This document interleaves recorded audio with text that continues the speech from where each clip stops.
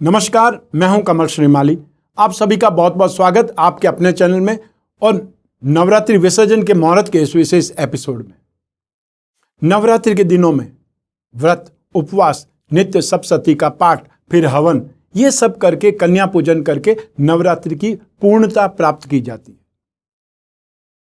जो घट स्थापना पर आपने कलश स्थापित किया था, नारियल स्थापित किया था, ज्वारे बोए थे, उन सभी सामग्रियों का विधिवत विसर्जन भी किया जाता है। ध्यान रखिए, विसर्जन का भी मुहूर्त होता है। जिस प्रकार घट स्थापना का मुहूर्त विशेष होता है, उसी प्रकार विसर्जन का भी मुहूर्त विशेष ही होता है और इसका बहुत प्रभाव पड़ता है। आपकी बेटी घर से शुभ समय विदा होगी तो हमेशा प्रसन्न रहेगी और अगली बार जब आएगी तो भी खुशी के साथ में आएगी। दुर्गा पूजा उत्सव का समापन दुर्गा विसर्जन के साथ में होता है, प्रतिमा विसर्जन के साथ में होता है। दुर्गा विसर्जन का मुहूर्त प्रातःकाल या अपराह्न काल में अर्थात दोपहर में विजयादशमी तिथि लगने पर शुरू होता है। इसलिए प्रातःकाल या दोपहर में जब विजयादशमी तिथि व्याप्त हो तब दुर्गा मां की प्रतिमा का विसर्जन किया जाना चाहिए। बहुत सालों से विसर्जन प्राय प्रातःकाल मुहूर्त में ही होता आया है। लेकिन यदि श्रवण नक्षत्र और दशमी तिथि दोपहर में हो, एक साथ में व्याप्त हो, तो यह समय दुर्गा प्रतिमा विसर्जन के लिए सर्वश्रेष्ठ है। देवी दुर्गा के ज्यादातर भक्त विसर्जन के बाद ही नवरात्रि का व्रत तोड़ते हैं। दुर्गा विसर्जन के बाद में विजयादशमी का त्योहार मनाया जाता है। मान्यता है कि इसी दिन भगवान श्री राम ने राक्षस राज रावण को मारा था। वहीं देवी दुर्गा ने इस दिन असुर महिषासुर का वध किया था और दशहरा के दिन शमी पूजा, अपराजिता पूजा और सीमा अवलंघन जैसी परंपराएं भी निभाई जाती है। हिंदू धार्मिक मान्यता के अनुसार ये सभी परंपरा दोपहर में मनाई जानी चाहिए। शारदीय नवरात्रि की दशमी तिथि का प्रारंभ 25 अक्टूबर को सुबह 7:41 से स्टार्ट हो जाएगा, आरंभ हो जाएगा, जो 26 अक्टूबर की सुबह 9 बजे तक रहेगा। ऐसे में विजयादशमी या दशहरा का पर्व 25 अक्टूबर यानी रविवार को मनाया जाएगा। इस दिन देश भर में रावण के पुतले जलाए जाएंगे। हालांकि इस बार महामारी को देखते हुए सभी जगह आयोजन शायद नहीं होगा और होगा भी तो फीका रहेगा। दशहरा के अगले दिन यानी 26 अक्टूबर को मां दुर्गा की मूर्ति का विसर्जन होगा। उस दिन सुबह 6:29 से 8:43 के समय काल में दुर्गा विसर्जन होना शुभ रहेगा। आइए अब बात करें कौन सी विधि से विसर्जन करना चाहिए। नवरात्रि पूर्ण हो जाने के पश्चात में कलश उठाना, उसके पश्चात सामग्री और कई स्थानों पर प्रतिमा का विसर्जन आदि दशमी तिथि को किया जाता है। दशमी तिथि का प्रारंभ 25 अक्टूबर को प्रातः 7:41 से होगा और दशमी तिथि की समाप्ति 26 अक्टूबर को प्रातः 9 बजे हो जाएगी। ऐसी स्थिति में विसर्जन का कार्य 26 अक्टूबर 2020 को प्रातःकाल में करना शुभ रहेगा। और विसर्जन का मुहूर्त इस प्रकार से प्रातः 6:33 से लगा करके 8:46 तक अर्थात 2 घंटा और 13 मिनट का यह समय आपको मिलेगा। अब विसर्जन से पहले भगवती दुर्गा का गंध, चावल, पुष्प आदि से पूजन करें तथा इस मंत्र से देवी की आराधना करें। रूपम देहि यशो देहि भाग्यम भगवती देहि में, पुत्रान देहि धनम देहि सर्वान कामाश्च देहि में, महिषग्नि महामाये चामुंडे मुंड मालिनी आयु आरोग्य ऐश्वर्य देहि देवी नमोस्तुते। फिर बाएं हाथ में चावल लेकर के दाहिने हाथ से देवी देवताओं पर वो बार बार चावल छोड़ते हुए इस मंत्र के साथ में विसर्जन करना है।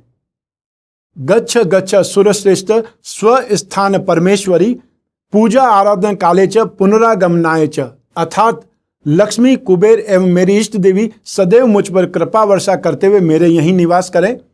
अन्य आवाहित देवी देवता ग्रह दिक्पालों से निवेदन है कि वे मुझे आशीर्वाद एवं साधना की, उपासना की, पूजा की सफलता प्रदान करते हुए अपने अपने स्थान को गमन करें।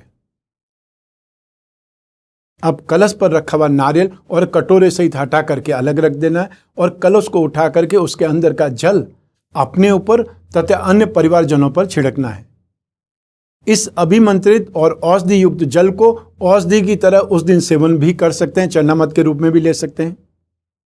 अगर आपने हवन भी किया है तो जो यज्ञ वेदी से लौ निकलती है उस भस्म को आप कुछ अंश निकाल करके अपने सिर तथा कानों पर लगाएं और बाकी की जो भस्म है उसे इकट्ठा करके कहीं रख दें। जब भी यात्रा पर जाएं वो साथ में ले जाएं, और जहां पर आप रुपए पैसे रखते हैं वहां पर उसका कुछ अंश जरूर रखना चाहिए, इससे वृद्धि मिलती है, ऐसी मान्यता है। इस प्रकार से विधिवत पूजा करने के बाद में जवारे का विसर्जन कर देना चाहिए, लेकिन जवारों को फेंकना नहीं चाहिए, उसको परिवार में बांट करके उसका सेवन करें। इससे 9 दिनों तक जवारों में व्याप्त शक्ति हमारे भीतर प्रवेश करती है। जो आपने घट स्थापित किया है अर्थात कलश स्थापित किया, उसमें जो सिक्के रखे थे उसको निकाल करके अपने गुल्लक में रख सकते हैं। मान्यता ऐसी है कि इससे वृद्धि होती रहती है। जो सुपारी आपने कलश में डाली होगी उस सुपारी को भी परिवार में प्रसाद के रूप में बांट सकते हैं। माता की चौकी से सिंहासन को आप पुनः अपने घर के मंदिर में स्वस्थान पर स्थापित कर दें। अब श्रृंगार सामग्री जो आपने माता को चढ़ाई होगी, अर्पित की होगी, उसमें से साड़ी जेवरात आदि को घर की महिला सदस्य प्रयोग कर सकती है। और जो श्रृंगार सामग्री अन्य है वो आप पंडित को दे सकते हैं, या पंडित जी की कन्या को दे सकते हैं, और या फिर कोई कुमारी कन्या को दे सकते हैं जिसको आप पसंद करते हैं। श्री गणेश जी की प्रतिमा को भी पुनः घर के मंदिर में उनके स्थान पर विराजमान कर दें, और साथ ही साथ चढ़ावे के तौर पर सभी फल मिष्ठान आदि को भी परिवार में बांट दें। अब चौकी और जो घट के ढक्कन पर रखे हुए चावल थे वो सभी आपने इकट्ठे करके पक्षियों को डाल देने हैं। माँ दुर्गा की प्रतिमा या तस्वीर और साथ ही साथ घट में बोए गए जौ और पूजा सामग्री सभी को प्रणाम करना है। और विसर्जन के बाद में एक नारियल दक्षिणा और चौकी के कपड़े आपने किसी पुजारी जी को, किसी ब्राह्मण को, या जो भी कर्मकांड करने वाली व्यक्ति है उनको आप भेंट कर सकते हैं। जिस बर्तन में जवारे बोए गए थे उसे तथा इन 9 दिनों में जो भी आपने पूजन सामग्री उपयोग ली है, चाहे वो पुष्प हो सकता है, मालाएं हो सकती है, पान हो सकते हैं, जो भी सामग्री आपने इकट्ठी की है उस सामग्री को किसी नदी या जलाशय में श्रद्धा पूर्वक विसर्जन कर दें। नहीं तो कोई भी पीपल के पेड़ के नीचे आप छोड़ सकते हैं, लेकिन रास्ते में नहीं फेंकना है। आइए अब ये जानने का प्रयास करते हैं कि क्यों दुर्गा प्रतिमा का विसर्जन करते हैं। कहते हैं बेटी पराया धन होती है, उसे एक ना एक दिन अपने मायका यानी माँ बाप का घर छोड़ करके अपने ससुराल यानी पति के घर जाना ही पड़ता है। विवाह के बाद बेटियां अपने मायके मेहमान की तरह आती है और चली जाती है। यह परंपरा सदियों पुरानी है। माँ दुर्गा भी अपने बच्चों सहित इस पृथ्वी पर अर्थात अपने मायके आती है और कुछ दिन बिता करके वापस अपने ससुराल शिव जी के पास चली जाती है।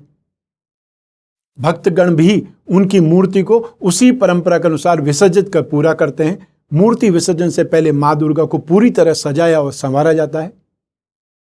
सभी महिलाएं शगुन के तौर पर एक दूसरे की मांग पर और या फिर चूड़े पर अर्थात कड़े पर सिंदूर लगाती है। बंगाल में इस उत्सव का खास महत्व है जिसे सिंदूर खेला कहा जाता है। माँ के सुआ की लंबी आयु की कामनाओं का प्रतीक यह सिंदूर खेला पूरे वातावरण में उमंग और मस्ती का माहौल पैदा कर देता है।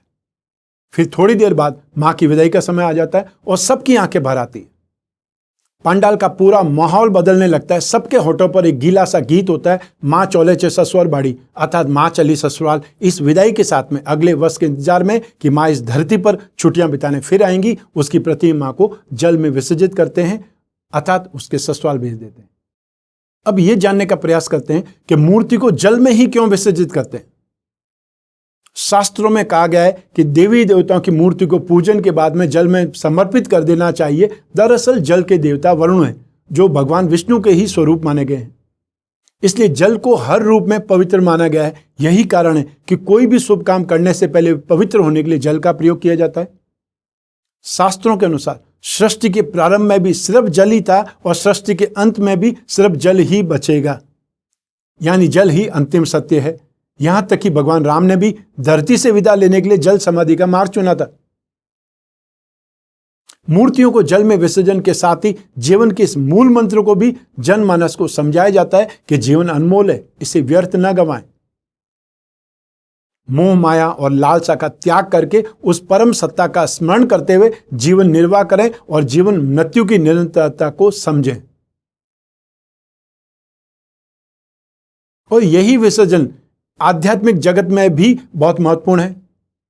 हमारी सनातन परंपरा में विसर्जन का विशेष महत्व है। विसर्जन अर्थात पूर्णता, फिर चाहे वह जीवन की हो, साधना की हो या प्रकृति की हो।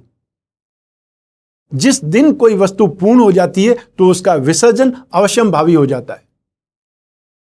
आध्यात्मिक जगत में विसर्जन समाप्ति की निशानी नहीं है, अपितु पूर्णता का संकेत है। तो देवी विसर्जन के पीछे भी यही गूढ़ उद्देश्य छिपा हुआ है। हम शारदीय नवरात्रि के प्रारंभ होते ही देवी की प्रतिमा बनाते हैं, उसे वस्त्र या जो अलंकार है उनसे सजाते हैं, 9 दिन तक उसी प्रतिमा की पूर्ण श्रद्धा भाव से पूजा अर्चना करते हैं और फिर एक दिन उसी प्रतिमा को जल में विसर्जित कर देते हैं। विसर्जन का यह साहस केवल हमारे सनातन धर्म में ही दिखाई देता है, क्योंकि सनातन धर्म इस तथ्य से परिचित है कि आकार तो केवल प्रारंभ है, पूर्णता सदैव निराकार ही होती है। साधना की ऐसी स्थिति में उपनिषद का यह सूत्र अनुभूत होने लगता है, सर्वम खलविदम ब्रह्म, और यही परमात्मा का एकमात्र सत्य है। आशा करता हूं कि ये विसर्जन का एपिसोड आपको पसंद आया होगा और आप इस मुहूर्त के आधार पर ही विसर्जन की विधि अपनाएंगे, या फिर ये जो भी क्रम मैंने आपको बतलाया है कि किस ढंग से आपने विसर्जन करना है और उसकी क्या उपयोगिता है, ये समझने का प्रयास करेंगे। आज बस इतना ही। स्वस्थ रहें, प्रसन्न रहें, अपना अपने परिवार का बहुत बहुत ख्याल रखें। आप सभी को मेरा नमस्कार, बहुत बहुत शुभकामनाएं। ईश्वर आपकी रक्षा करे, माँ भवानी आपकी रक्षा करे। बहुत बहुत धन्यवाद।